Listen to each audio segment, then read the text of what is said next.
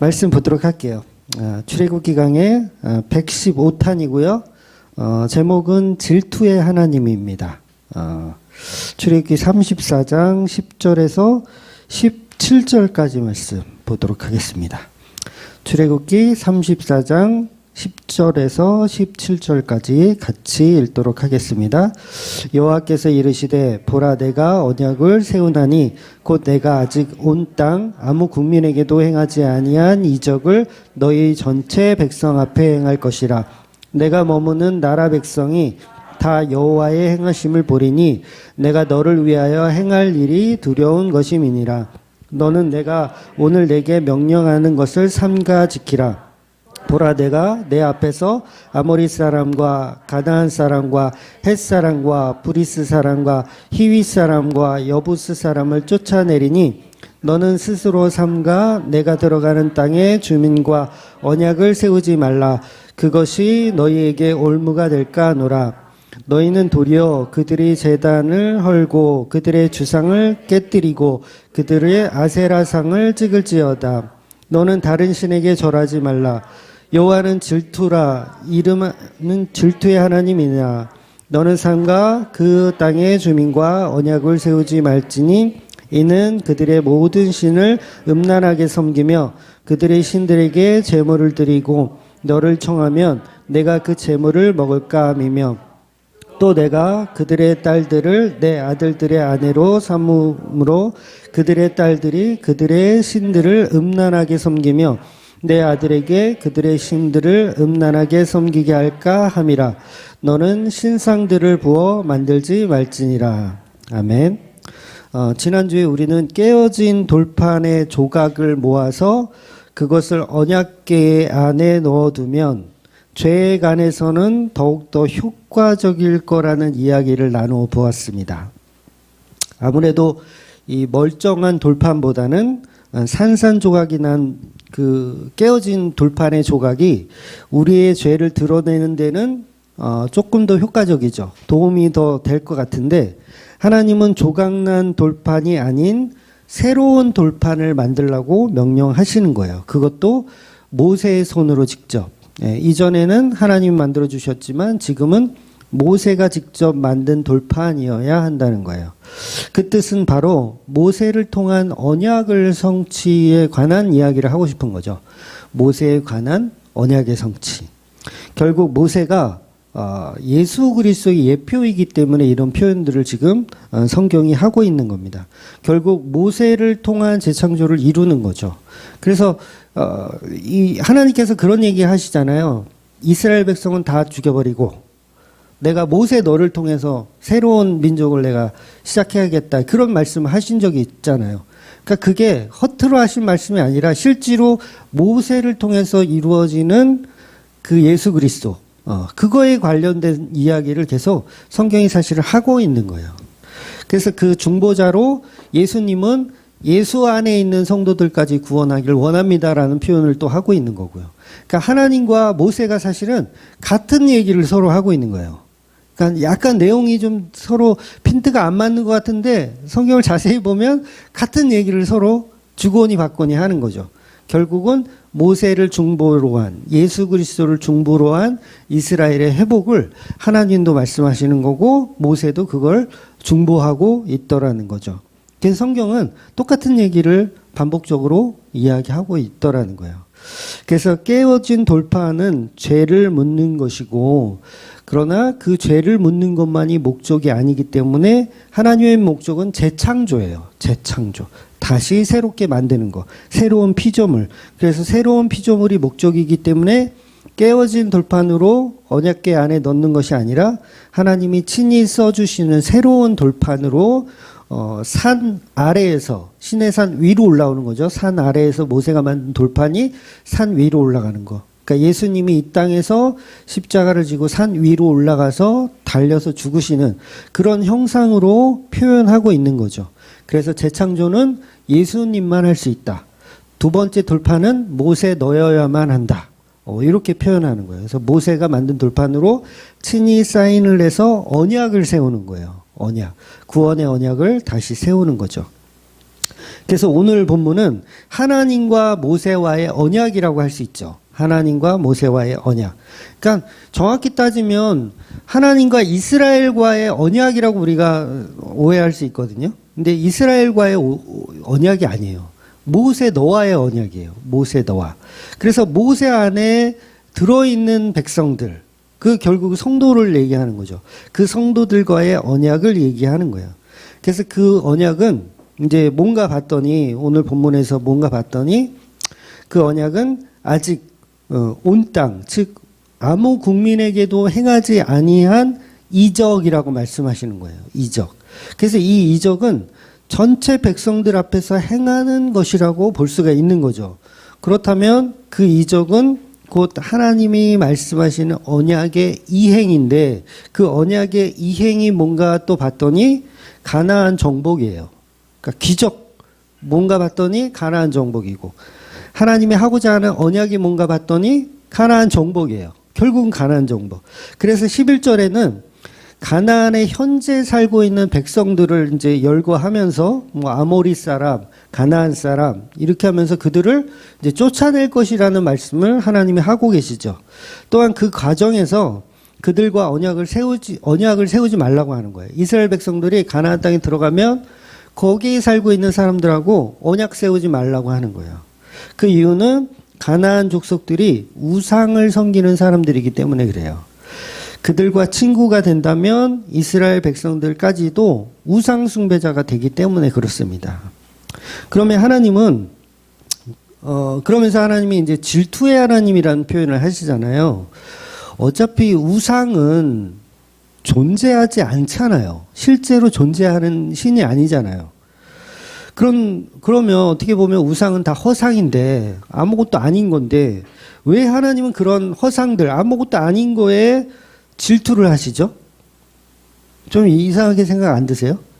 제가 막 인형을 막 집에서 끌어안고, 이 인형은 나의 새로운 마누라야. 막 이러면서 막 끌어안는데 마누라가 그걸 보더니 막 진심으로 질투를 해. 어쩜 그럴 수가 있어? 막 그러지 않잖아요. 당신 뭐해? 미쳤나? 뭐해?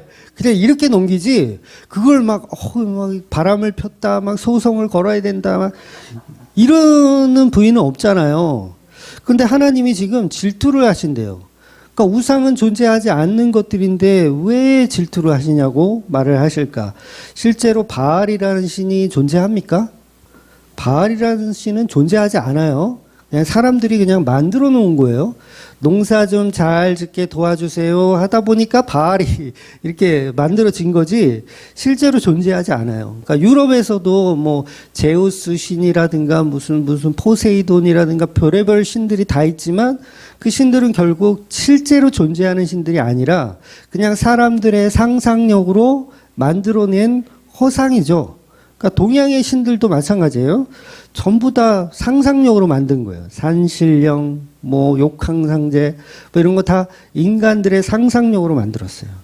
그러니까 보통 무당들이 이제 신내림을 받은 무당들을 보면 자기들이 이제 신이 있다고 하잖아요. 내 뒤에 무슨 신이 있다. 뭐 동자신이 있다. 뭐 처녀신이 있다. 뭐 그런 신이 내림을 받아가지고 실제로 있다고 믿지만 실제로 그게 진짜 그 신이 있는 게 아니잖아요. 그 허상이죠. 그런데 왜 그런 신들이 전부 허상인데 하나님은 그들에게 질투하신다고 얘기를 하시냐는 거예요. 결국 하나님이 말씀하시는 질투의 개념은 뭐냐면 나 말고 다른 것을 의지하지 말라는 거예요. 나 말고 다른 것을 의지하는 순간 그건 질투의 개념이라는 거죠. 그것이 자기 자신이어도 마찬가지예요. 나는 내 주먹을 믿어. 나는 내 돈을 믿어. 이렇게 사는 것도 뭐예요? 하나님이 싫어하시는 개념이라는 거예요. 그러니까 피조물인 인간은 하나님을 믿고 살아야 되는데 내 주먹을 믿고 내 돈을 믿고 살면 그건 하나님이 질투를 하시게 된다는 거예요. 그러니까 저와 여러분도 하나님보다 돈을 더 믿고 살잖아요. 그러면 하나님이 질투하신다는 거예요. 즉, 그 우상들이 존재하든 존재하지 않든 상관없이 하나님을 의지하지 않는 모든 짓은 하나님이 싫어하시는 행동이라는 거죠. 그래서 실제로 황금송아지도 허상이잖아요. 그 황금송아지가 진짜 신이 아니에요. 그 아피스라는 그 황소가 우리를 이끌어주는 게 아니거든요. 그냥 사람들이 만들어 놓은 신이에요. 돈으로 만든 황금송아지일 뿐이죠. 그런데 하나님은 그걸 질투로 여기시고 그걸 죄로 여기신다는 거예요. 특히나 가나안 땅 정복할 때 사람들은 뭘 의지하겠어요? 말과 병거와 무기들을 의지하겠죠. 가나안 정복하려면 여러분 같으면 안 그러겠어요? 저 같아도 제가 여호수아라면 어떻게 이것들을 훈련시킬까? 어떻게 싸움을 잘하게 훈련시키고 어떻게 해야 무기를 더 구해올까? 이 생각을 하지 하나님이 함께 하시면 뭐 다 알아서 되겠지라는 생각을 절대 못할 것 같아요. 근데 하나님은 자기 힘과 자기 능력으로 전쟁을 하는 게 아니라 무기로 전쟁을 하는 게 아니라 내 이름으로 하라고 말씀을 하신다는 거예요. 그래서 우리는 그 갭이 메워지지 않는 거죠. 평생은 우리가 살아가면서 그 갭이 메워지지 않아요. 그러니까 돈 앞에서 막 목숨도 내놓는 거예요, 인간들이. 그러니까 사업 망하면 그냥 목매고, 부자 되면 하나님 떠나고, 이렇게 하나 저렇게 하나 그냥 답이 없는 거죠. 그래서 요한복음에서도 제가 예수님이 예루살렘 입성하실 때 그 사람들이 호산나 외치고 기뻐했잖아요. 그런데 그들이 그 유대인들이 놓친 것이 뭐냐면 예수님은 볼품없는 나귀를 타고 십자가라는 무능력한 도구로 승리를 얻으려고 하는 건데 예루살렘이 입성하는 것을 십자가로 보지 못한 거죠. 이 유대인들은.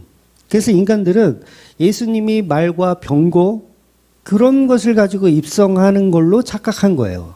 말과 병거로. 결국은 천군천사를 동원해서 굉장한 힘을 가진 왕으로서 등극하는 것을 믿고 호산나를 외친 거죠. 그래서 요한복음 이제 오전에 53탄 설교하면서 이 부분은 제가 일부러 삭제를 했어요. 좀 너무 길 것 같아서.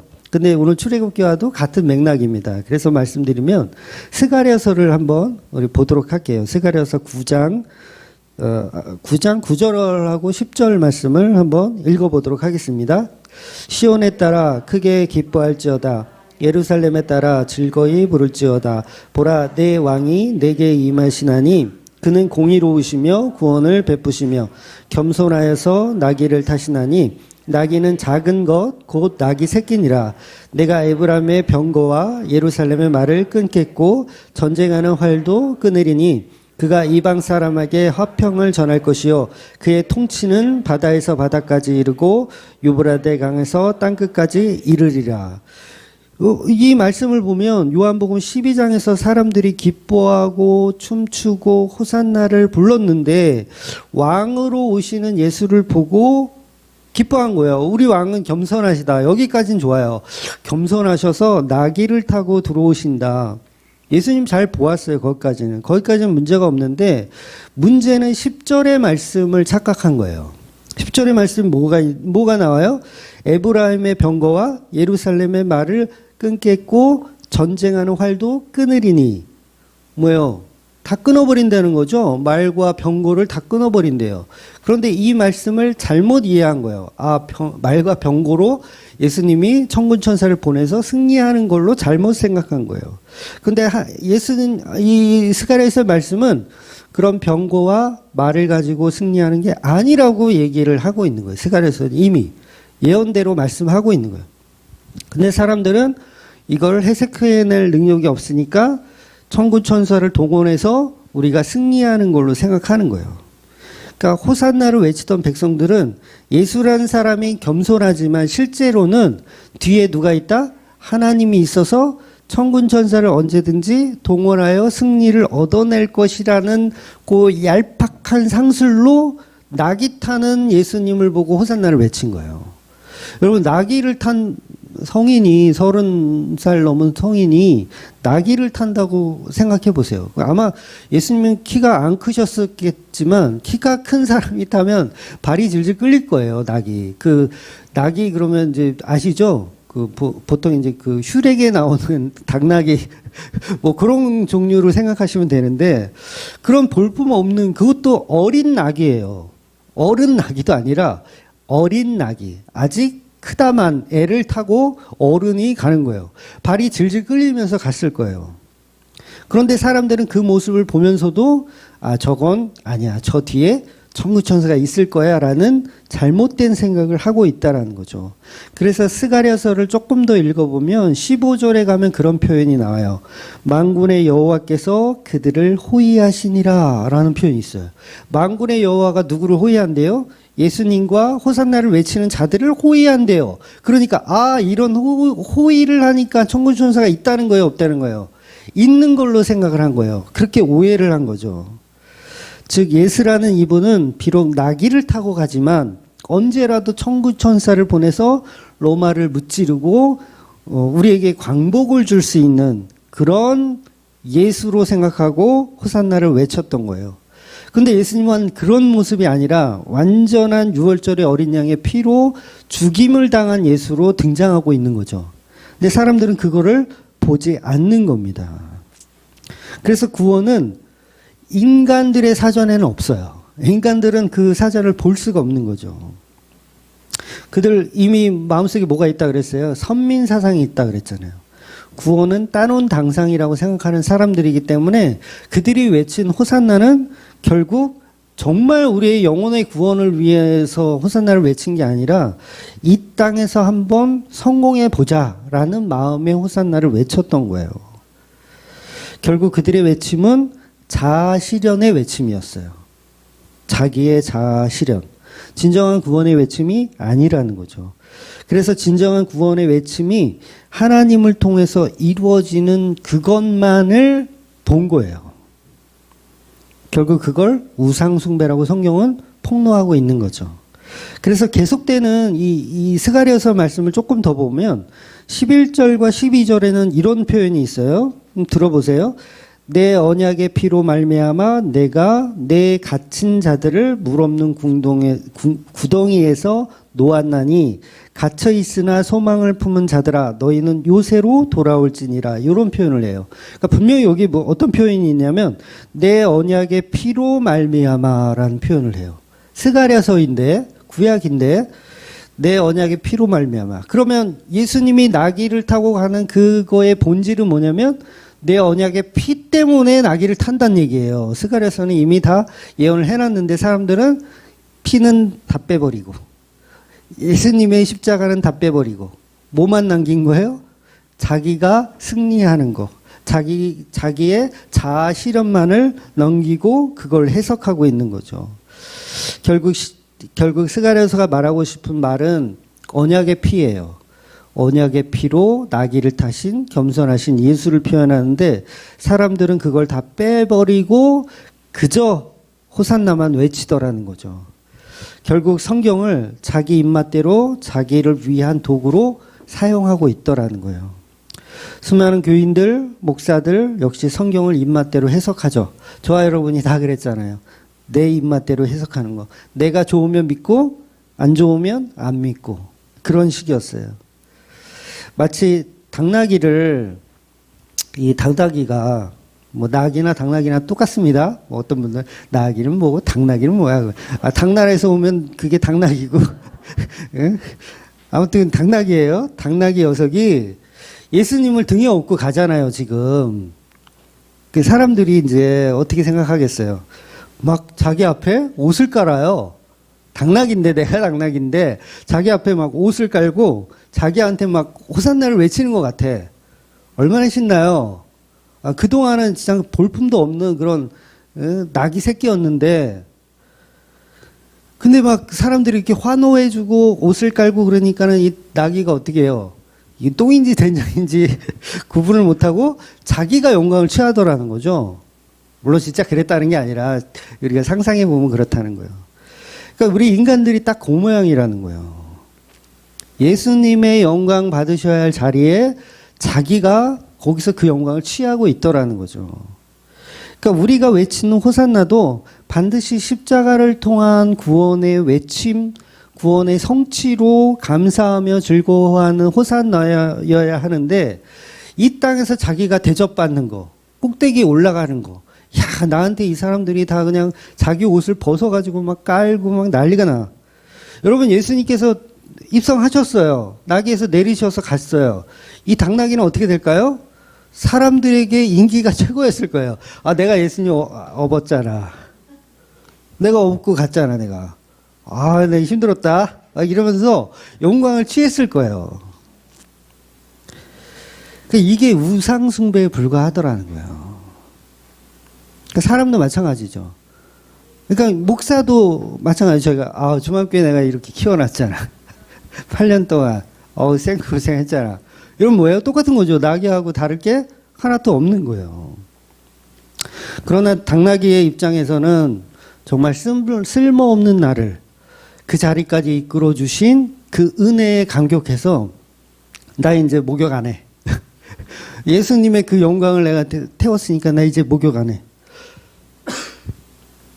그런 식으로 가야지 되는데 자기가 영광을 취하더라는 거죠.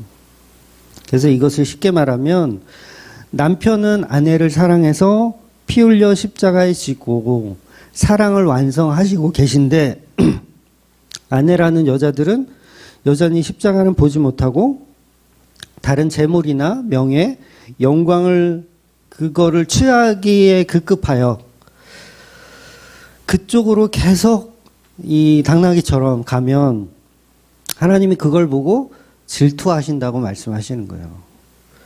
그럼 어떻게 해야 돼요? 그럼 당나귀 고기를 먹어야 되나? 통구이로?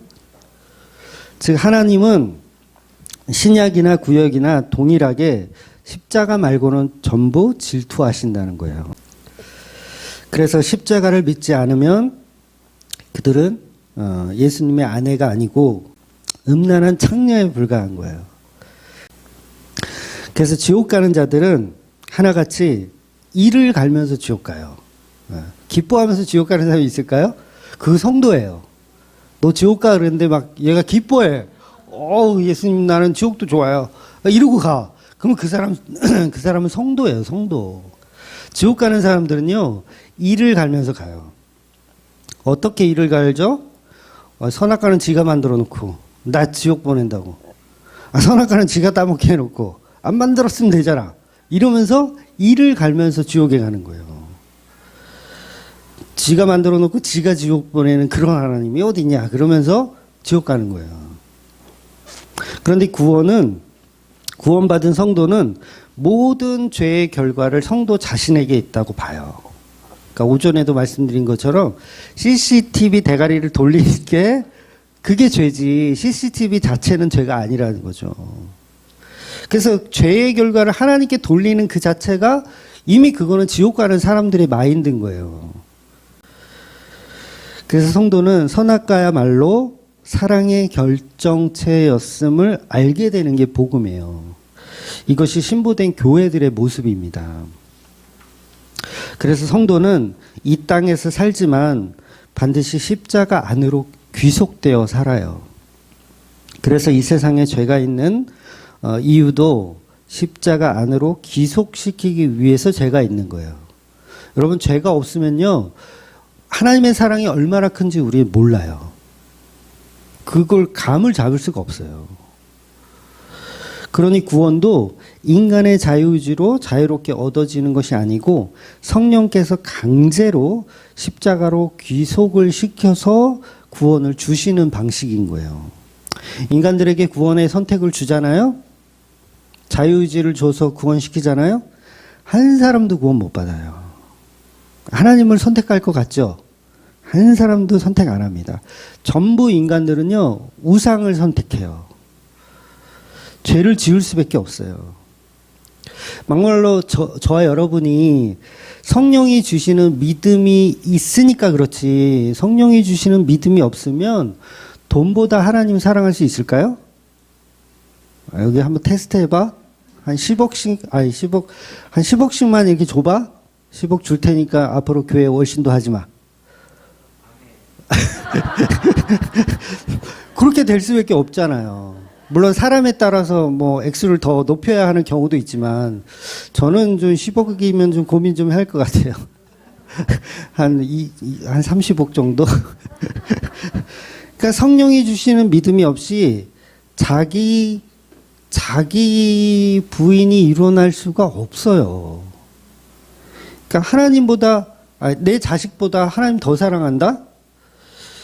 그럼 그 사람 성령 받은 사람이에요. 성령 받지 않으면요, 자기 자식이 먼저지 무슨 하나님이 어떻게 알았다고, 보이지도 않는 하나님이. 그렇게 갈 수밖에 없어요. 그러니까 자유의지를 주면 다 우리는 구원을 못 받는 거예요. 인간의 힘으로는 절대 구원에 이룰 수가 없다. 그래서 성경이 그거를 아주 명확하게 이야기하는 거예요. 모든 사람이 죄를 범하였음에 하나님의 영광에 이룰 수 없다. 모든 사람의 생각이 전부 악하다. 이게 성경이 말하는 팩트라는 거죠. 결국 인간들이 이미 타락했기 때문에 자기 의지를 갖추고 죄를 이겨서 천국을 쟁취하는 건 불가능합니다. 그런데 가짜들은 자꾸 그 천국을 쟁취하라 그러죠. 죄를 끊어서 천국을 얻어내라 라고 가르쳐요. 근데 십자가는 이미 성취된 거예요. 우리의 의지와 상관없이 이미 성취되어 있습니다. 그래서 하나님은 본문에서 가나안 정복 자체를 기적이라고 말씀하시는 거예요. 기적으로 가나안 정복하실 거예요. 그러니까 우리가 생각하는 말과 병거로 가나안을 정복하는 게 아니라 기적으로 정복시키실 거예요. 그래서 하나님은 하나님의 사랑과 하나님 말씀으로 가나안을 정복시키는 겁니다. 그래서 여리고성 무너뜨릴 때도 말과 병거로 무너뜨리지 않아요. 뭘로 무너뜨리죠? 그냥 도는 거예요, 그냥. 빨빨거리고 돌아, 그냥. 응? 그리고 그 앞에 소리 지르며 그냥 무너뜨리는 거예요. 그러니까 처음에 가나안 땅 딱 입성을 해가지고 이제 전쟁을 해야 되잖아요. 그때 하나님이 어떤 명령을 주시는지 아세요? 너희들은 다 할례를 받아라. 이런 명령을 주세요. 여러분, 할례를 받으면 이 남자들은 이게 엉거주춤이 돼서 걸음도 제대로 못 걷게 되거든요. 요즘 뭐 비뇨기과에서 뭐 레이저 같은 걸로 한다고 하더라고요. 그래서 뭐 깔끔하게 하는지 몰라도 그때만 해도 부싯돌 같은 걸로 하기 때문에 이게 염증이 장난 아닐 거 아니에요. 염증이 생겨버리면 이거는 뭐 전쟁 못하죠, 뭐. 그런데 그 할례를 하라고 말씀하시는 거예요. 이 말은 뭐냐면 인간의 힘으로 가나안 땅 정복 아니다. 말과 병거로 가나안 땅 정복이 아니라 오직 하나님이 직접 하나님이 원하는 방식으로 그야말로 기적으로 가나안 땅을 정복하겠다는 말씀인 거예요. 그래서 여리고를 무너뜨릴 때도 고작 소리 질러예요. 소리 질러. 해오. 소리 질러. 그 외침으로 가나안 땅 정복해 들어간다는 거예요. 결국 인간의 힘이 아닌 하나님의 능력, 기적으로 이루어진다는 거죠. 이게 성경이 말하는 진정한 호산나예요. 너희들은 소리 지르라. 그럼 소리 지르는 거예요. 이게 호산나예요. 그래서 우리는 우상 숭배를 버리고 하나님의 방식으로 가나안을 정복해 들어가는 거예요. 이보다 큰 기적이 있습니까? 이보다 더 큰 기적이 없어요. 어떻게 보면 우리의 삶도 가나안 땅 정복의 삶이거든요. 복음으로의 안착. 그 복음으로의 안착에 있어서 인간의 방법이 없어요. 다 하나님의 이끄심으로만 그 복음에 안착되는 거예요. 이 자체가 기적이죠. 여러분이 예수님을 믿는 것 자체가 기적 아닙니까? 저는 이게 기적이라고 생각 들거든요. 그러니까 제 자랑이 아니라 뭐 또 지 자랑에 자아 자찬에 빠졌다 그러는데 제가 흔하게 그런 얘기 하잖아요. 저도 제 설교에 은혜를 받습니다. 그런 얘기를 하잖아요. 야, 이거는 인간이 한 설교가 아니야. 진짜로 가끔 그럴 때, 야, 이건 내가 한 설교가 아니야. 나는 내 머리로, 내 지식으로, 내 이 학습 수준으로 이런 설교를 할 수 있을 만한 이 두뇌가 아니거든. 그러면서 야, 어떻게 이런 말씀이 숨어 있었어라고 저도 제 설교에 감탄을 한단 말이에요. 그 얘기는 뭐냐면 결국 하나님이 하시고 있다라는 거죠. 그러니까 내가 만든 칼, 내가 만든 창으로 전쟁하고 있으면 그거를 나는 잘했다고 할 텐데 나는 그런 걸 갖춘 적이 없는데도 막 적들이 쓰러지고 있어. 승리를 자아내고 있어. 그러면 내가 싸움을 잘하는 게 아니라 이건 분명히 누군가 나를 돕고 계시는구나 라는 거, 바로 그런 개념이라는 거죠. 그래서 하나님의 말씀을 들을 때마다 비록 내가 전하는 설교지만 그건 내가 전하는 게 아니라 그 안에 성령께서 일하심을 보도라는 거예요. 그래서 하나님이 우리에게 주시는 기적 중의 기적은 내가 예수를 믿는다는 거예요. 죽어 마땅한 죄인인 내가 예수를 믿고 있다는 거예요. 그리고 열심히 이렇게 주일만 되면 이렇게 복음을 나누고 있고 그 복음을 같이 교제하고 이 자체가 기적이라는 거죠. 그래서 오늘 본문은 이미 32장에 황금소를 만들면서 우상 숭배를 했던 백성들에게 재도전 해보라는 말씀이 아니에요.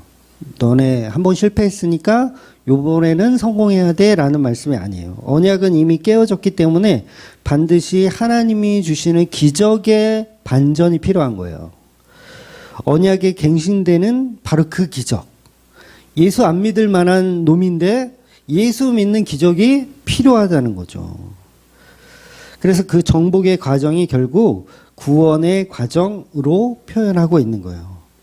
계속해서 이제 다음 주가 되면 이제 무교절 이야기가 또 나오고 이제 절기가 등장해요. 그리고 모세가 시내산에서 이제 내려가면서 얼굴에 광채가 납니다. 예, 광채가 나요. 그래서 그거를 수건으로 쌌다가 또 벗었다가 막 이런 일들이 벌어져요. 그러니까 이런 일들이 전부 뭐냐면 이제 완전한 재창조를 계속 표현하는 거예요. 예수 그리스도를 통한 재창조를 모세에 넣어야만 되고 맥락으로 이제 표현해 내는 거예요. 그래서 모세가 광채가 나는 거예요. 모세는 그리스도의 예표이기 때문에 광채가 나는 거예요. 그렇다면 오늘 본문의 이 언약의 방향성도 우리가 제대로 봐야 된다는 거죠. 하나님은 지금 모세라는 인간과 또 이스라엘 백성이라는 교회들과 언약하고 있지만 사실은 그 언약은요, 인간들하고 하는 게 아니에요. 그러니까 모세라는 인간, 이스라엘 백성이라는 인간들과 하나님은 언약을 하는 게 아니고요. 태초에부터 십자가까지 그 일을 이루실 예수 그리스도와 언약을 하고 계신 거예요. 그래서 사람은 계속 바뀌어요. 성경을 보면 모세하고 언약했다가 또 여호수아와 언약했다가 계속 바뀌어요. 아브라함과 언약, 그 다음에 야곱과의 언약들이 계속 바뀌어요. 사람은 계속 바뀌는데 하나님은 안 바뀌죠. 그 이유가 뭐냐면 하나님은 처음부터 예수님하고만 언약을 표현하고 계신 거예요. 결국 그러면 그 언약의 기적은 뭘 얘기하는 겁니까? 십자가의 기적을 이야기하는 거죠. 즉 십자가라는 기적, 이 십자가의 기적이 언약의 본질이라는 거예요. 그래서 그 십자가 말고는 내가 다 질투한다라는 거예요. 다 질투한다. 질투한다. 다른 말로 하면 그건 죄다라는 얘기예요. 죄다. 그러니까 교회에서 십자가 빼버리면 그건 죄다. 그건 우상숭배고 불순종이다라는 거예요. 그래서 불순종하는 이스라엘 백성이기도 하고 그 이스라엘 백성들이 가나안 땅에 들어가면 이제 그들하고 이제 사귀면 안 되잖아요. 그 이유가 이제 그들도 이방인을 섬기기 때문에 그래요. 이방인, 이방 족속, 그 다음에 이방이 섬기는 그런 우상들을 다 섬기고 있으니까 이스라엘 백성들은 오직 예수님과의 언약만 봐야 돼요. 근데 예수님과의 언약을 안 보고 가나안 땅의 토속 문화들과 이렇게 교류를 하잖아요. 우리 한국 사람도 그렇죠. 우리나라 토속 무당과 언약을 좋아하죠. 교회도 다 무당화 시키려고 하잖아요. 무슨 문제로 왔습니까? 이제 복채 주고 그런 식으로 하는 게 다 우상숭배라는 거예요. 하나님 그거를 질투하신다는 거죠. 그래서 반드시 십자가라는 기적이 필요하다는 거예요. 그래서 그것을 이제 언약의 성취라고 하는 거죠. 십자가만 언약의 성취다. 그런데 우리는 여전히 십자가의 본질은 보지 못하고 나의 구원과 나의 언약이라는 생각 속에서 내가 만든 언약. 그럼 어떻게 돼요? 진멸당하는 방법밖에 없어요. 진멸당하는 거예요. 그래서 진짜 기적은 십자가로 진멸되는 겁니다. 더 이상 나는 없고 예수로 사는 사람들이 기적을 맛보는 사람들이에요. 그래서 이 십자가가 여러분들한테 접근할 때 그냥 접근하는 것 같죠? 그냥 접근하는 게 아니에요. 십자가가 믿음으로 우리에게 접근할 때 항상 그 사람을 탈탈 털어요. 탈탈 털어. 십자가를 받아들일 준비를 시켜요. 성령께서. 그게 뭐 여러 가지가 됐죠. 건강일 수도 있고 돈일 수도 있고 자기 자아일 수도 있고 여러 가지 모양으로 등장을 하지만 결국은 탈탈 털어서 십자가를 이해할 수 있도록 성령께서 그렇게 일하십니다. 그러니 우리는 십자가로 다 이루신 예수님만 믿을 수밖에 없는 존재로 가는 거예요. 그래서 십자가는 신랑이 신부를 사랑하는 이 세상에 어떤 인간도 할 수 없는 가장 아름다운 표현이에요. 여러분, 교회에서 뭐 율법주의, 영지주의 왜 생길까요? 그런 게 왜 생기냐면 한 번도 예수님의 아내가 되어본 적이 없어서 그런 게 생기는 거예요. 오전에도 좀 그 부분을 설명드렸죠. 예수님의 신부가 되어본 적이 없으니까 율법주의로 가든가, 아내가 되어본 적이 없으니까 율법주의로 가든가, 아니면 자기를 학대하는 영지주의 쪽으로 가는 거예요. 그러니 그런 분들은 얼마 못 가서요, 복음에서 떨어져 나가게 돼 있어요.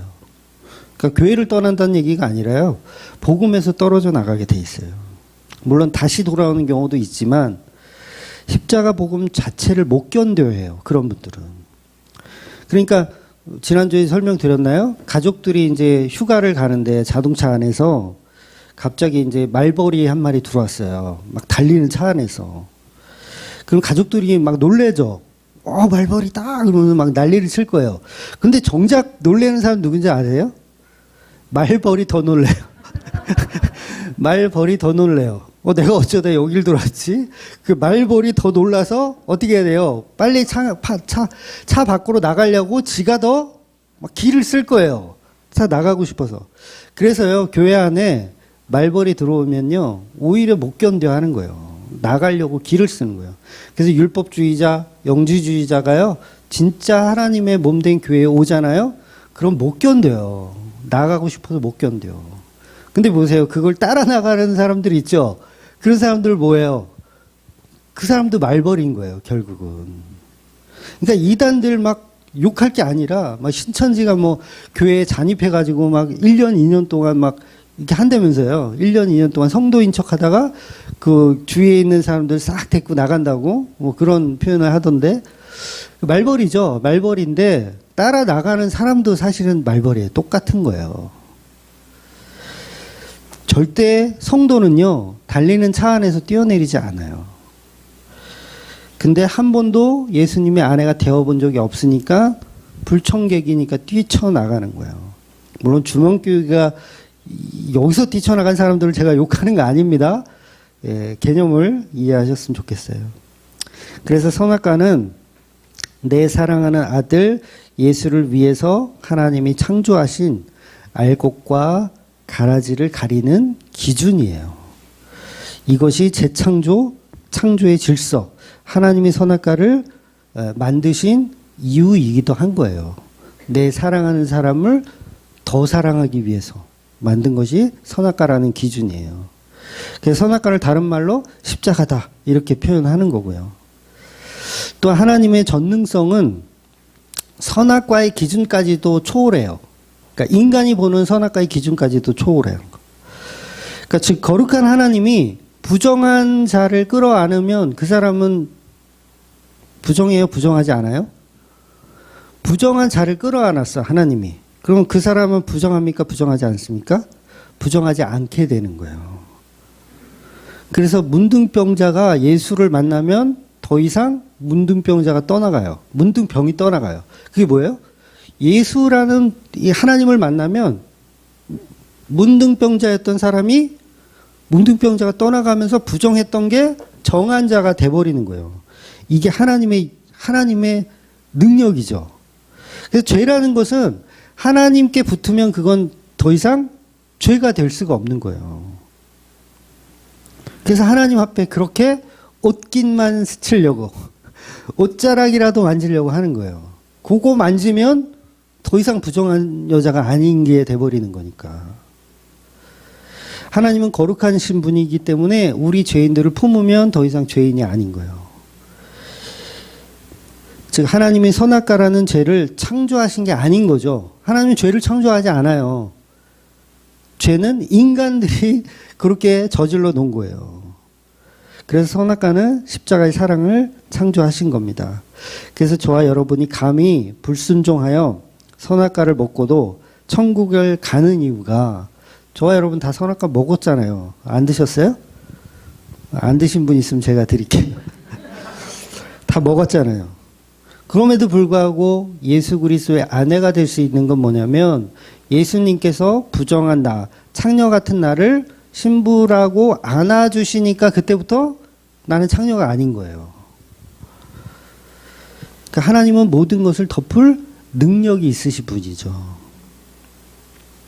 그래서 지옥 가는 자들은 뭐가 없어요? 명분이 없어요. 아내라는 명분이 없는 거예요. 예수님의 신부가 아닌 피조물들은 그래서 그냥 지옥에 가는 거예요. 그래서 예수님만이 십자가라는 선악과를 먹고 승리하신 분, 예수님만이 십자가를 먹고 승리하신 분, 인간들은 하나님의 말씀에 거역하여 선악과를 먹고 남편에게 주었지만 예수님은 그 선악과를 드시는 거예요. 그게 십자가예요. 나는 부정하여서 정한 사람이 부정한 걸 만지면 율법에서는 정한 사람도 부정한 사람이 되죠. 그래서 만지면 안 돼요. 그래서 뭐 문둥병자나 이런 사람들 만지면 안 되고 시체 만지면 안 돼요. 근데 하나님은 예수님이 시체 만져요, 안 만져요? 만지잖아요. 시체를 만져요. 그리고 심지어는 시체를 다시 살리기도 해요. 그게 뭐예요? 그분이 하나님이기 때문에 하나님이 만지는 순간 죄는 없는 거예요. 죄는 없는 거예요. 그래서 아담을 예수님의 표적으로 해석해내지 못하면 말씀 어려운 거예요. 지금 이 설교도 무슨 말인지 뭐 하나도 모르는 분들도 있을 거예요. 그래서 죄를 다루시는 하나님이라는 거예요. 죄를 다루시는 하나님. 하나님은 사랑으로 그 죄를 다스릴 수 있는 분. 그래서 인간은 하나님이 죄를 창조하셨다라는 말을 할 수가 없어요. 왜냐하면 하나님의 속성에서는 죄가 존재하지 않거든요. 하나님이 닿는 순간 그 죄는 더 이상 죄가 아니에요. 아무리 구정물이라도 예수님께 뿌리면 그건 정한 물이 되는 거예요. 코에이 웅진 코에이 물이 되는 거예요. 그러니까 이걸 기적이라고 하는 거죠. 저와 여러분 같은 구정물이 예수님의 옷깃에 닿았더니 정한 물이 돼버리는 거예요. 이걸 기적이라고 하는 거죠. 그래서 아담이 선악과를 먹지 않았다면, 아내가 준 선악과를 먹지 않았다면 십자가의 이름도 없어요. 없는 거예요. 구원의 통로 자체가 사라져요. 그러면 그 일들이 벌어지지 않았다면 아담과 하와가 선악과를 안 먹었다고 치자고요. 에덴 동산에서 지금도 잘 살고 있다고 하자고요. 그러면 하나님에 대한 사랑이 간절함이 있을까요? 없어요. 하나도. 무슨 간절함이 있어요. 근데 선악과를 통해서 하나님의 사랑을 배우게 되는 거예요. 성도는. 그래서 선악과가 은혜의 도구라고 이야기할 수밖에 없는 거예요. 그래서 죄를 우리 인간 측에서는 죄로 보지만 정말 성령 안에 계신 분들은 그런 고백을 하는 거예요. 이 거룩한 죄요라는 표현까지도 할 수 있는 거예요. 죄를 통해서 우리를 확실하게 보게 하시고 또 확실하게 본 그 속에서 예수님의 은혜, 하나님의 은혜를 더 크게 발견할 수 있기 때문에 선악과는 은혜였군요. 선악과는 반드시 있어야 되는 사랑의 표현이었군요 라고 볼 수밖에 없는 거죠. 그래서 그 선악과가 십자가라고 제가 말씀을 드리는 겁니다. 그래서 그 십자가를 통해서 우리는 예수님을 사랑하는 거예요. 여러분, 선악과를 통해서 하나님을 사랑하는 겁니다. 우리의 순종으로 하나님을 사랑하는 게 아니에요. 내가 그거 안 먹어 버텨, 율법 어떻게든지 지켜 버텨가지고 하나님 사랑이 아니라 그걸 먹고 나서 죄인 되었는데 그걸 용서해 주시는 십자가의 은혜 때문에 하나님 사랑을 더 크게 우리가 배우는 거예요. 그래서 교회는 그거 하는 거예요. 너희는 죄인이지만 예수님이 십자가로 다 이루었다. 이게 얼마나 큰 사랑이냐. 정말 단순한 것 같은데 이 단순한 것을 우리가 평생 들어도 다 모르고 하나님의 사랑을 다 알아요? 다 몰라요. 죽을 때 되면 조금 알 수 있을까? 아니요. 평생 모르는 거예요. 하나님의 사랑이 이만큼이면 우리는 요만큼 알다가 가는 거예요. 그나마 그래도 우리가 성경을 이렇게 묵상하면서 상고하면서 요만큼 아는 거잖아요. 사실은 더 크고 더 방대해요. 하나님의 사랑은. 그러니까 들어도 샘물이야. 끊이질 않아. 하나님의 사랑 더 들려주시옵소서. 예수의 사랑 더 들려주시옵소서. 도대체 이게 지겹지가 않네요. 어제 먹은 만나가 오늘 또 먹고 싶네요. 이렇게 될 수밖에 없더라는 거죠. 그래서 질투하시는 하나님은 내 십자가를 보지 못하고 내 힘과 내 능력으로 보려는 그것을 하나님은 기뻐하지 않으신다. 그래서 예수님이 십자가 언약으로만 나아가고 십자가 언약으로만 하나님을 사랑하시는 저와 여러분이 되시기를 주의 이름으로 축원드리겠습니다. 아멘. 기도하겠습니다.